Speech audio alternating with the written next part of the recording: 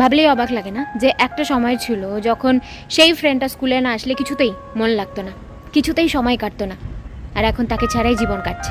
Best part কি বলতো? দুজন বেস্ট ফ্রেন্ড যারা একে অপরের জন্য loyal, same priority, same hugs, same love, same bonding, no jealousy. বন্ধু মানে পিওর লাভ, নো ভেজাল, যার ভালোবাসায় কোনো স্বার্থ নেই। বন্ধুত্ব মানে যার সাথে চরম দুঃখের দিনও প্রাণ খোলা হাসতে পেরেছি।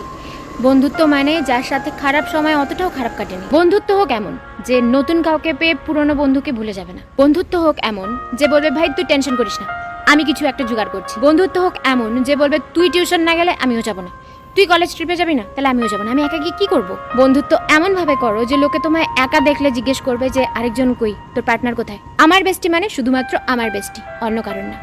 ভালো থাকুক সেই সমস্ত বন্ধুরা যারা বন্ধু ছিল, আছে এবং আগামী দিনে যখন দাঁত ফোকলা হয়ে যাবে, সব দাঁত পড়ে যাবে, সেই ফোকলা দাঁতও একসাথে হাসবে। যে